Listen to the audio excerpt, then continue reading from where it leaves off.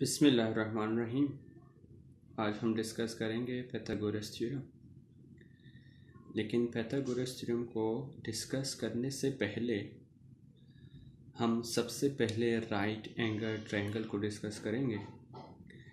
Right angle triangle को ही क्यों discuss करते हैं? क्योंकि पाइथागोरस थ्योरम सिर्फ और सिर्फ राइट एंगल ट्रायंगल पर ही अप्लाई हो सकता है। बाकी किसी किस्म के ट्रायंगल पे पाइथागोरस थ्योरम अप्लाई नहीं होता। आइए देखते हैं। तो डिस्कस करते हैं right angle triangle. Right angle triangle वो ट्रायंगल जिसमें एक एंगल 90 डिग्री के बराबर हो, उसको राइट एंगल ट्रायंगल कहा जाता है। ट्रायंगल किसे बोलते हैं? ट्रायंगल बोलते हैं जिसकी 3 साइड्स या 3 कॉर्नर या वो जिसकी 3 एंगल हो उसको कहा जाता है ट्रायंगल। तो राइट एंगल किसे बोलते हैं? राइट एंगल बोलते हैं 90 डिग्री को। तो राइट एंगल ट्रायंगल यानी वो 3 साइड वाला शेप जिसमें एक एंगल 90 डिग्री के बराबर हो, उसको हम बोलते हैं राइट एंगल ट्रायंगल। तो राइट एंगल ट्रायंगल की कुछ टर्मिनोलॉजी है, वो टर्मिनोलॉजी हम डिस्कस करेंगे। सबसे पहले इनकी 3 साइड्स हैं। तो 3 साइड्स, ए को कहा जाता है हाइपोटेन्यूस,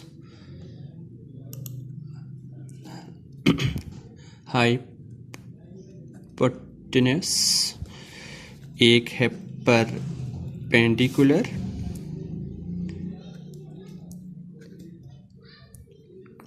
और जो आखिरी है वो है मेरे पास दैट इज़ बेस। हाइपोटेन्यूस किसे कहते हैं, परपेंडिकुलर किसे बोलते हैं और बेस क्या है, इसको डिस्कस करने के लिए मैं एक ट्रायंगल बना रहा हूँ, राइट एंगल ट्रायंगल। ये है A B C. A B C is a triangle having an एक एंगल जो है वो किसके बराबर है? 90 डिग्री के बराबर है। So this triangle is called right angle triangle. A है, एक के ऑपोजिट वाला जो साइड है इसको मैं रिप्रेजेंट कर देता हूँ स्मॉल ए से। बी के ऑपोजिट वाला साइड को रिप्रेजेंट कर रहा हूँ स्मॉल बी से। सी के ऑपोजिट वाला साइड जो है वो रिप्रेजेंट करता हूँ किससे? स्मॉल सी से। 3 साइड्स हैं ए बी सी। इनमें से एक हाइपोटेन्यूस, एक परपेंडिकुलर और एक है मेरे पास बेस। सबसे पहले डिस्कस करते हैं कि हाइपोटेन्यूस कौन से साइड होता है। याद रखिएगा, राइट एंगल ट्रायंगल यानी 90 डिग्री के ऑपोजिट वाला साइड, इधर मैं लिख रहा हूं opposite to 90 degree. Opposite to 90 degree मेरे पास क्या है? Hypotenuse. Side which is opposite to 90 degree is called hypotenuse. अगर हम बात करेंगे परपेंडिकुलर की, तो मेरे पास एक एंगल तो मैंने 90 डिग्री को डिस्कस कर लिया कि 90 डिग्री के ऑपोजिट वाला जो है वो मेरे पास हाइपोटेन्यूस होता है। अच्छा, अभी अगर मैं डिस्कस कर देता हूँ एंगल बी। डिस्कस क्या है? Angle B. तो एंगल बी के ऑपोजिट वाला, याद रखिएगा जो एंगल आप डिस्कस कर रहे हो, देखें एक तो आपने डिस्कस कर दिया 90 डिग्री, 90 डिग्री के ऑपोजिट वाला जो है वो हाइपोटेन्यूस है। इन दोनों एंगल में से आप एक कंसीडर कर देते हैं। एग्जांपल मैं अभी कंसीडर करूं एंगल बी, तो एंगल बी के ऑपोजिट वाला मेरे पास परपेंडिकुलर है। इधर मैं लिख रहा हूं opposite to the angle under consideration. ठीक, यानी जो एंगल आप कंसीडर कर रहे हो तो उस एंगल के ऑपोजिट वाला साइड परपेंडिकुलर होता है। लेकिन अगर अभी मैं बी कंसीडर कर रहा हूँ, सी कंसीडर कर रहा हूँ, तो सी के ऑपोजिट वाला ये वाला जो साइड है ये मेरे पास परपेंडिकुलर बनेगा। तो दो साइड्स हो गई हैं, एक इस एक की पहचान, हाइपोटेन्यूज की पहचान क्या है, 90 डिग्री के ऑपोजिट। परपेंडिकुलर की पहचान क्या है, एंगल अंडर कंसंट्रेशन जो है उसके ऑपोजिट जो साइड है उसको आप परपेंडिकुलर कहेंगे। तीसरा जो है वो आपके पास बेस कहलाता है। तो दोबारा, hypotenuse opposite to 90 degree, perpendicular opposite to the angle under concentration, and the third one is base. तो पैथागोरस थ्योरम इन तीनों साइड्स के बीच में रिलेशन को कहा जाता है। वो क्या है, हाइपोटेन्यूज का square is equal to base का स्क्वायर प्लस परपेंडिकुलर का स्क्वायर। ये है पैथागोरस थ्योरम है। अच्छा, दो एग्जांपल देखते हैं। ये क्वेश्चन आपको इमेज के फॉर्म में भी आ सकते हैं और ये आपके पास ये जो है वो वैसे भी आ सकते हैं। एग्जांपल इमेज के फॉर्म में आने के लिए एग्जांपल इन्होंने सिंपली इसको कहा था राइट 90 डिग्री। याद रखें, एक चीज़ मैं भूल गया हूँ इधर ऊपर, कि जो हाइपोटेन्यूज है दैट इज द ग्रेटेस्ट पर लार्जेस्ट साइड्स होते हैं, सबसे बड़ा साइड वो हाइपोटेन्यूज होता है। तो एग्जांपल ये साइड मेरे पास है 25 के बराबर, 5 सेंटीमीटर के बराबर। ये वाला जो साइड है ये मेरे पास 4 सेंटीमीटर के बराबर। ये साइड मैंने मालूम करना है। याद रखिएगा, 2 की वैल्यू गिवन होती हैं, तीसरी की वैल्यू आपको मालूम करनी है। 2 की वैल्यू, ये 3 साइड्स मैंने डिस्कस कर ली हैं, इन तीनों में से सिर्फ 2 की वैल्यू आपको गिवन होती है, तीसरी की वैल्यू आपको मालूम करनी है। अच्छा, सबसे पहले इन तीनों में से सबसे इम्पोर्टेंट चीज़ क्या है कि आपको हाइपोटेन्यूज का पता होना चाहिए। बाकी जो है आपके लेवल पे आप किसी एक को बेस ले लें और किसी दूसरे को जो है वो आपने परपेंडिकुलर ले लेना है।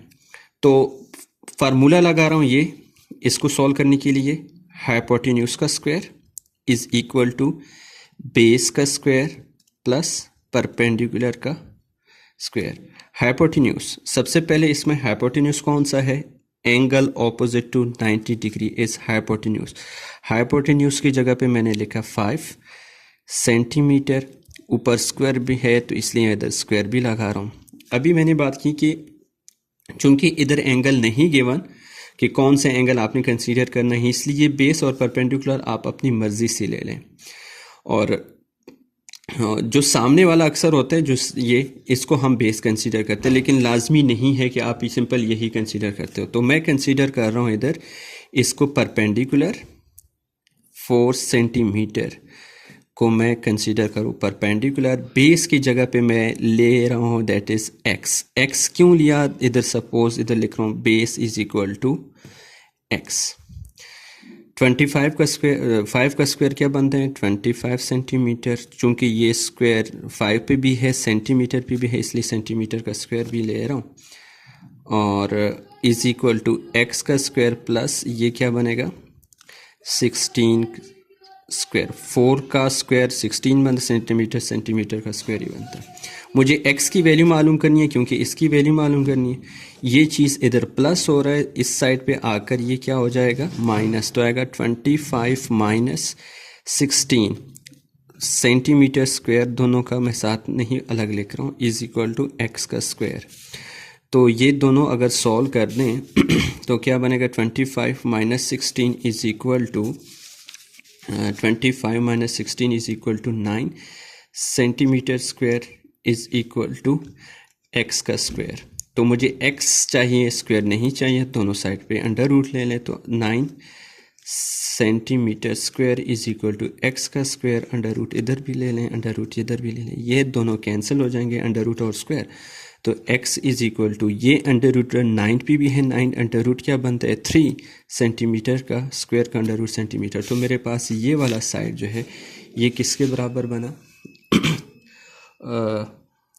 3 सेंटीमीटर स्क्वायर। एक एग्जांपल और कि ये मेरे पास सपोज 90 डिग्री एंगल है, इसको मैं कंसीडर कर रहा हूँ दिस इज़ 3 सेंटीमीटर, इसको मैं कंसीडर कर रहा हूँ दैट इज़ 2 सेंटीमीटर। हाइपोटेन्यूज की वैल्यू मुझे मालूम करनी, फार्मूला लगा रहा हूँ, हाइपोटेन्यूज का square is equal to base का स्क्वायर प्लस परपेंडिकुलर का स्क्वायर। तो बेस किसके बराबर, पहले परपेंडिकुलर क्या है, परपेंडिकुलर 90 डिग्री के ऑपोजिट वाला साइड जिसको मैंने कंसीडर कर दिया x, तो ये हाइपोटेन्यूज की जगह पे मैं लिख रहा हूँ x, स्क्वायर है तो स्क्वायर, बेस कौन सा है 2, बल्कि ये तो सेंटीमीटर भी साथ लगा दें, सेंटीमीटर का स्क्वायर प्लस परपेंडिकुलर की जगह पे 3 सेंटीमीटर का स्क्वायर। तो एक्स स्क्वायर की वैल्यू मैंने मालूम करनी है, तो आएगा 4 सेंटीमीटर का स्क्वायर प्लस 9 सेंटीमीटर का स्क्वायर, क्योंकि 2 का स्क्वायर 4, 9 का स्क्वायर 9 और 3 का स्क्वायर 9।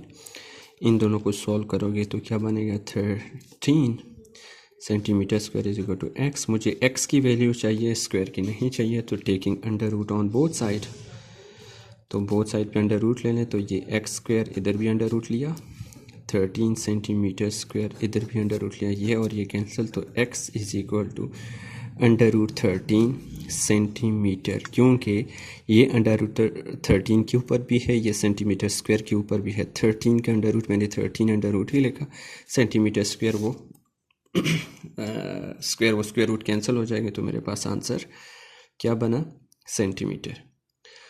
तो याद रखिएगा, अगर आपको हाइपोटेन्यूज मालूम करना हो तो सिंपल है कि आप इन दोनों के स्क्वायर ले लो और ऐड कर दो। लेकिन अगर आपको बेस या परपेंडिकुलर मालूम करना है तो वो जिस तरह इधर हमने कर दिया था कि स्क्वायर लेके दूसरे साइड पे वो माइनस होते हैं, यानी हाइपोटेन्यूज से कि स्क्वायर से इन दोनों में से किसी एक का स्क्वायर माइनस होगा, फिर अंडर रूट लिया जाएगा, तो वो आपके पास। अच्छा, दूसरी किस्म के क्वेश्चन कैसे आ सकते हैं कि आपको वैल्यू गिवन होगी, x is hypotenuse is equal to 5 centimetre, base is equal to 2 centimetre, find the perpendicular. तो सिंपल वही इक्वेशन है, हाइपोटेन्यूज का square is equal to base का स्क्वायर प्लस परपेंडिकुलर का स्क्वायर। हाइपोटेन्यूज की वैल्यू 5 का square is equal to base की value 2 centimetre 2 का स्क्वायर, बल्कि प्लस परपेंडिकुलर की जगह पे p लिखें, x लिखें, जो भी लिखना है कोई मसला नहीं।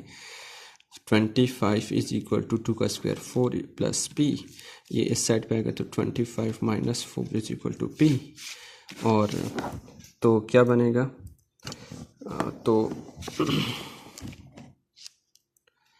21 इज इक्वल टू p का स्क्वायर है, यहाँ देखिए ये p का स्क्वायर है, तो p और उसको ख़त्म करने के लिए अंडर रूट ले लें, तो 21 under root is equal to p। शुक्रिया।